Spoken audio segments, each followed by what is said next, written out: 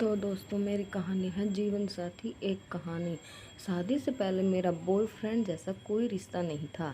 इसका मतलब यह था कि मुझसे कभी यह सवाल नहीं किया गया कि लाइफ में मैं क्या कर रही हूँ या क्या कहाँ जा रही हूँ।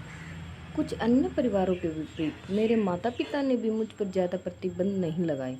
बिना पार्टनर के मेरी ज़िंदगी बेफिक्र थी।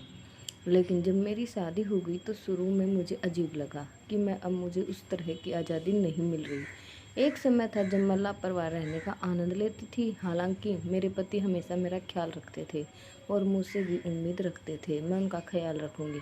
समय के साथ साथ धीरे धीरे जैसे जैसे हम एक दूसरे को बेहतर जानने लगे, मेरे पति ने मेरे लिए जो देखभाल और चिंता दिखाई, उससे मुझे अपने वैवाहिक जीवन में सुरक्षित और प्यार का बेहद सुंदर एहसास हुआ।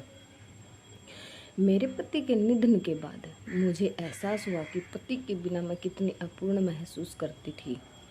हमारी शादी के 20 वर्षों में हम शायद ही कभी एक दूसरे से दूर रहे होंगे। अब अचानक कहाँ थे कि नहीं, मेरे पास उन्हें वापस आने का कोई रास्ता ही नहीं था।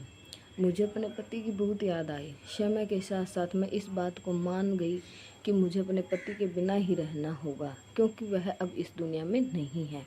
फिर भी मुझे अपने दोस्त, मेरे दिवंगत पति की याद आती है, क्योंकि पिछले वर्षों में कुछ अच्छे दोस्त बन गए थे। हमें एक दूसरे की प्रशंसा और आलोचना स्वीकार करने की क्षमता मिल गई थी। हमने शायद ही एक दूसरे से कोई बात छुपाई हो। समय के साथ मैं स्वीकार करने की कोशिश कर रही हूँ।